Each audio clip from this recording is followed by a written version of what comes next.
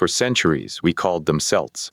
DNA revealed that almost everything we thought that word meant was wrong. The image is one of the most powerful in the Western imagination. Red-haired warriors painted in blue wood, charging into battle against Roman legions. Druids conducting ceremonies in stone circles at dawn. Bards preserving ancient oral traditions in the mist-covered hills of Ireland and Scotland. The Celts, in popular conception, are the indigenous soul of the British Isles and Atlantic Europe, a coherent ancient people with a recognizable appearance, a distinctive culture, and an unbroken connection to the landscape they have always inhabited. National identities across Ireland, Scotland, Wales, Brittany, and Cornwall have been built on this image for centuries, reinforced by Romantic-era poets and scholars who constructed a mythology of ancient Celtic civilization as a counterweight to Roman and Anglo-Saxon cultural dominance. It is the foundation of a cultural mythology so powerful that it shapes politics, tourism, literature, and personal identity for tens of millions of people today. And the DNA reveals that this mythology, however emotionally powerful, rests on a series of historical misunderstandings so fundamental that they reach back to the very meaning of the word Celtic itself. The first and most important clarification the genetics forces is definitional. Celtic is not a racial category. It is not even primarily an ethnic one. Celtic is a linguistic designation.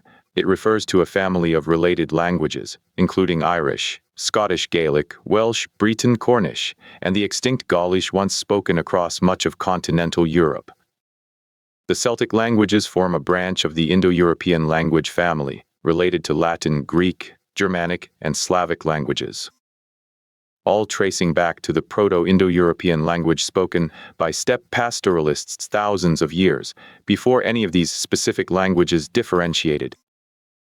Being Celtic, in the only academically defensible sense of the term, means speaking a Celtic language or descending from communities that did. It does not mean belonging to a specific bloodline, carrying specific physical traits, or sharing a specific ancient ancestry that distinguishes you genetically from your neighbors. This distinction matters because the popular image of the Celts as an ancient indigenous population of the British Isles, rooted in the islands since time immemorial, is not what the genetics shows. It is not even close to what the genetics shows. A landmark 2023 study published in Nature, drawing on genomic data from over 700 ancient individuals excavated from sites across Britain and Ireland, spanning a period from the Mesolithic through the early medieval era, traced the population history of the British Isles with a resolution that previous research had never achieved. The study required years of coordinated excavation and laboratory work across dozens of archaeological sites, extracting DNA from skeletal remains recovered from contexts as varied as Neolithic long barrows, Bronze Age round barrows, Iron Age hill forts, and Roman period cemeteries. What it revealed was a layered succession of population replacements so dramatic and so complete that the concept of an ancient, unbroken Celtic people becomes essentially incoherent when examined against the genetic record. The earliest inhabitants of Britain and Ireland after the last ice age were Mesolithic hunter-gatherers, genetically distinct from any modern European population, and most closely related to early hunter-gatherers found across Western Europe. These people, who built the earliest monuments and left the first clear human mark on the British landscape, were largely replaced beginning around 4000 BCE by Neolithic farmers arriving from continental Europe, carrying the same Anatolian-derived agricultural ancestry that spread across much of Europe during this period. The genetic replacement was substantial. In some analyses, the Neolithic farmer ancestry effectively swamped the earlier hunter-gatherer signal within a relatively short time frame. Then, beginning around 2500 BCE, a second and even more dramatic replacement occurred.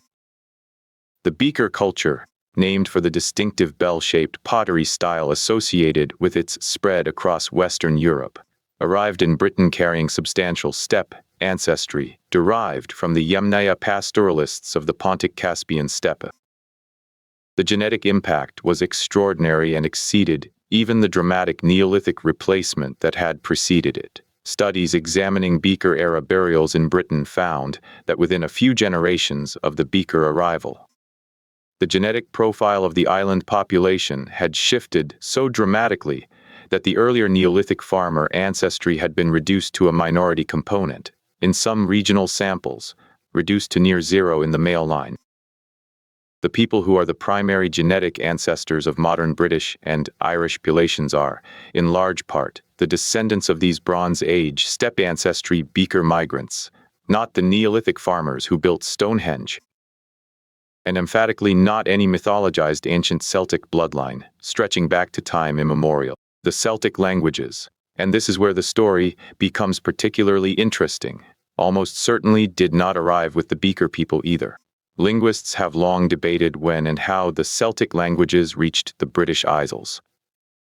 The traditional model placed their arrival in the Iron Age, associated with the Latin archaeological culture of continental Europe that is popularly associated with Celts. More recent linguistic and genetic research has proposed an alternative, that the Celtic languages may have spread into Britain and Ireland considerably earlier, possibly during the Bronze Age, carried by communities with Atlantic coastal connections rather than arriving as a continental Iron Age import. If this Atlantic Bronze Age hypothesis is correct, and it remains genuinely contested, then the Celtic languages reached the islands not with iron-wielding warriors in the last centuries BCE, but with Bronze Age coastal communities whose genetic profile connected them to populations along the Atlantic façade of Europe. From Iberia to Brittany to Ireland, this hypothesis has a striking genetic correlate. Modern Irish and Scottish populations carry a measurable genetic component, sometimes called the Atlantic Bronze Age component, that connects them to populations along the Atlantic coast of Europe, including, most strikingly, prehistoric Iberian populations. The genetic thread connecting modern Irish people to ancient inhabitants of what is today Portugal and northern Spain is real, detectable in the data, and old enough to predate any historical memory entirely. It is the biological remnant of a maritime world that linked the Atlantic façade of Europe, from the mouth of the Tagus to the cliffs of Western Ireland, through thousands of years of coastal interaction.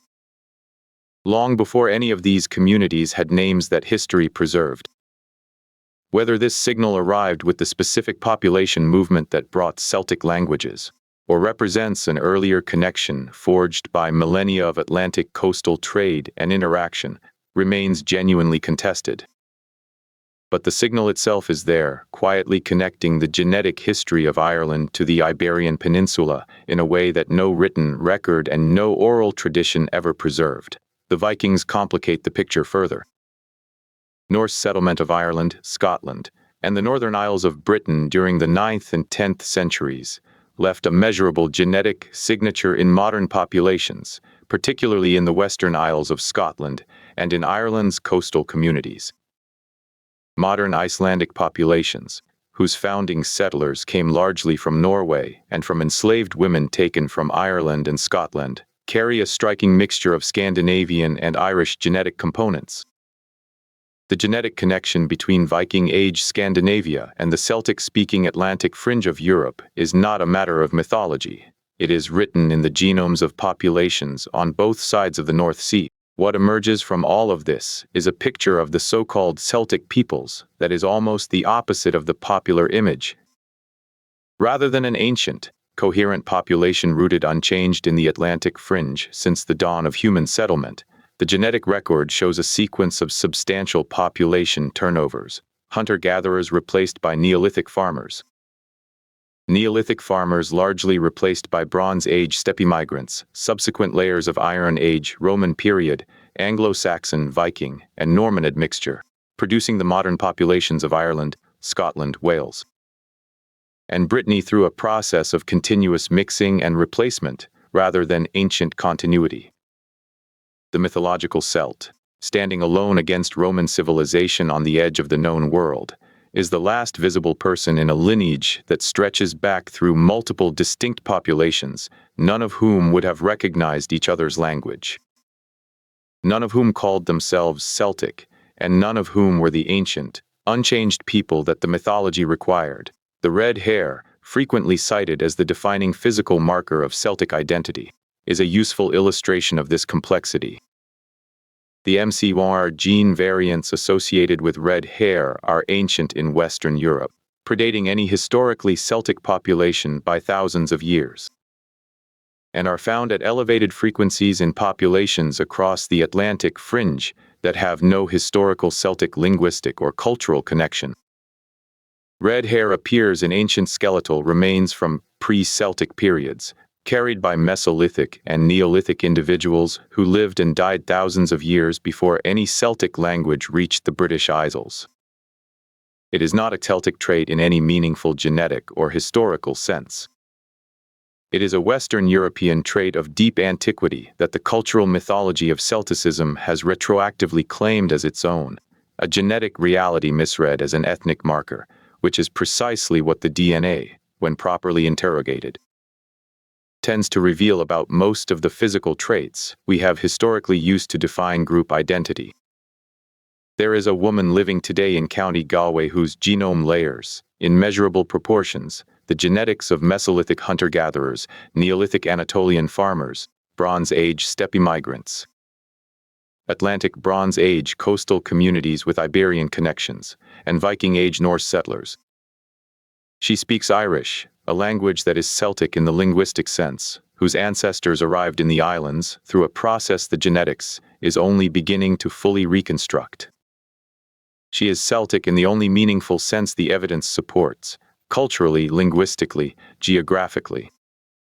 She is not Celtic in the racial sense that popular mythology has constructed, because that sense was always, as the DNA now makes undeniably clear, a fiction. History is not written in books, it is written in genomes.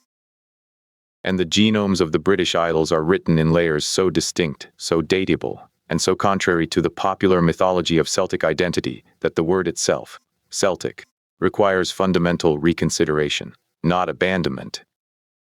The cultural and linguistic traditions it describes are real, living, and worth preserving. But stripped of its genetic mythology, the word means something more honest. A family of languages, a set of cultural practices, a way of being in the world on the Atlantic edge of a continent, built not from a single ancient bloodline, but from the accumulated human complexity of 10,000 years of arrival, replacement, mixing, and becoming.